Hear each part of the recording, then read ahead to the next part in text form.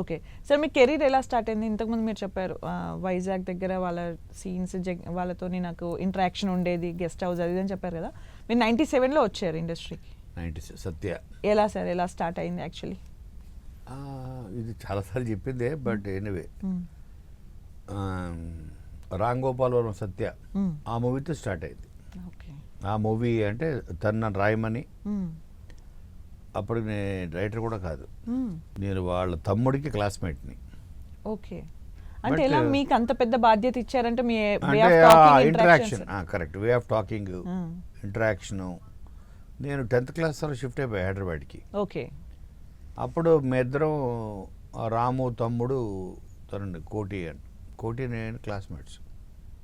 అలాగే రాముతో నాకు బాగా పరిచయం, మేము రాము అని అంటాం. ఆ పరిచయంలో తను అప్పుడు ఆ టైంలో తను రంగీలా సినిమా జరుగుతూ ఉండేది, ఇక్కడ మనీ సినిమా జరుగుతుంటుంది. మనీ సినిమా గమ్మత్ ఏంటంటే మనీ సినిమా షూట్ చేశారు. చేసిన తర్వాత అన్నపూర్ణ స్టూడియోస్లో దాన్ని షో వేశారు. వేస్తే నన్ను కూడా రమ్మన్నాడు, నేను వెళ్ళి చూస్తే ఎలా ఉంటే పర్లేదు రాము ఓకే అన్నాను. అంటే ఏంటి ఇందులో ఉన్న ఫాల్ట్ అని మళ్ళీ కూర్చోబెట్టి, మేము ఎంతమంది అయితే చూసామో 10 మంది 15 మంది కూర్చోబెట్టి అందరినీ పాయింట్లు అడిగి అప్పుడు ఖాందాదా క్యారెక్టర్ రాశాడు రాము. ఓకే. ముందు మనీలో ఖాందాదా క్యారెక్టర్ లేదు, ఆ కోటా శ్రీనివాసరావు క్యారెక్టర్, ఓకే, భద్రం బీ కేర్ఫుల్ బ్రదర్, అది కూడా లేదు. తర్వాత అది సృష్టించింది మళ్ళీ ఇంకొక 12 days ఇందులో మళ్ళీ షూట్ చేసి ఈ క్యారెక్టర్లు యాడ్ అయ్యి అప్పుడు ఫైనల్ చూస్తే బ్లాక్ బస్టర్. అలాగా ఒక ఇంటరాక్షన్, ఒక క్రియేటివ్ డిస్కషన్స్ లో తను ఇన్వాల్వ్ చేస్తూ తనకు ఒక కాన్ఫిడెన్స్ వచ్చింది. ఆ కాన్ఫిడెన్స్ కూడా ఎలాగంటే ఫస్ట్ ఆ గ్యాంగ్స్టర్స్ పాట ఉంది, కళ్ళు మామ మామ కళ్ళు మామ, ఆ పాట నేను రాస్తానని చెప్పా. ఓకే. నువ్వు రాస్తావా అన్నాడు. మా తెలంగాణ ఆ స్లాంగ్లో, ఆ మాండలికంలో నేను ఒకరోజు మార్నింగ్ బ్రేక్ఫాస్ట్కి ఆ సాంగ్ ముందు పెట్టా. రాసావా అన్నాడు. అవును రాశాను. ట్యూన్ వచ్చింది అప్పటికే, దానికి విశాల్ భరద్వాజ్ మ్యూజిక్. ఆయన హిందీలో ఆల్రెడీ రాశారు, అప్పటికే రాసేసారు, దాన్ని రికార్డ్ కూడా చేశారు, గోలిమార్ భేజేమే అని. హిందీలో రాసింది ఎవరు? The legendary lyric writer Gulzar. Okay. ఆయన రాశాడు గోలిమార్ భేజేమే అని. సో అదే విన్న తర్వాత తెలుగు వర్షన్ రాయాలి, ఎందుకంటే 2 లాంగ్వేజ్లో సినిమా రిలీజ్ అయింది.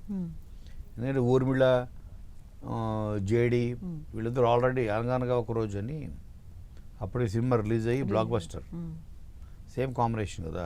సో తెలుగు కూడా రిలీజ్ చేయాలని, అలాగే సైమల్టేనియస్గా రిలీజ్ చేద్దాం అన్న పాయింట్లో అప్పుడు నేను అసలు రైటర్ కూడా కాదు.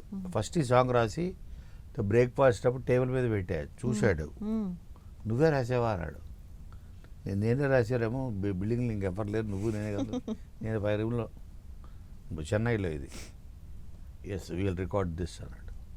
అదే పెగ్గు మీద పెగ్గు కొట్టు, సోడా వేసి దంచి కొట్టు, పరేషానులన్నీ మూలబెట్టు మామ కళ్ళు మామ అని అనగానే అదిరిపోయింది అన్నాడు. అబద్ధ రికార్డ్ చేద్దామని ఇమ్మీడియట్గా with in 1 hour recording theatre మన మను రమ్మని రికార్డింగ్ థియేటర్కి మను పడాడు పెగ్గు మీద. అది చాలా పెద్ద హిట్, ఇప్పటికి కూడా పాడుతూ ఉంటాను. ఆ సాంగ్ నేను రాయడం వల్ల నువ్వు క్యారెక్టర్స్ నువ్వు అర్థం చేసుకున్నావు. ఆ గ్యాంగ్స్టర్స్ వాళ్ళ భాష, వాళ్ళ ఫిలాసఫీ నువ్వు అర్థం చేసుకున్నావు కదా. సో సినిమా కూడా రాసేయగలవు అన్నాడు. ఇది సాంగ్ రాశానండి, సినిమాలు రాస్తాను రమ్మ. నేను సుబ్బారావు రాయగలవా రాయ్ అన్నాడు. తను ఎవరన్నా ఎటకారంగా అందరు సుబ్బారావు అతను ఎవరన్నా ఎటకారం చేయాలంటే సుబ్బారావు. అలాగ నేను ఓకేరా మళ్ళీ ట్రై అన్నా అని అప్పుడు డైలాగ్స్ రాయడం మొదలెట్టా. తర్వాత ఊర్మిళ్ళది ఇంకో పాట ఉంటుంది, మ్మ్. గీలా గీలా పానీ అని, మ్మ్. వర్షం పడుతుంటే వర్షం మీద, మ్మ్. అది పొయిటిక్, అది ఓకే. అది కూడా రాసే అన్నాడు. మ్మ్. మన గ్యాంగ్స్టర్స్ ఏదో రిఫ్రాఫ్ లాంగ్వేజ్ అది కూడా రాశా. అది సో అది అది వెరీ పొయిటిక్ సాంగ్. అది ఎస్, అంటే టూ వాన, డిఫరెంట్ వాన. డిఫరెంట్ గా రెండు కూడా ఒకటి పూలా mass గా పూలా ఒకటి- వాన అని రాశా. మ్మ్. Yeah. ఆ రెండు డిఫరెంట్. ఇది మ్మ్. అలాగా ఐ బికేమ్ అ రైటర్. ఒక అది స్కూల్ కూడా- లాగా అనుకోండి, ఇంకా ఒక ట్రైనింగ్ యాక్సిడెంటల్ రైటర్ నేను. సరే, మరి ఇన్ని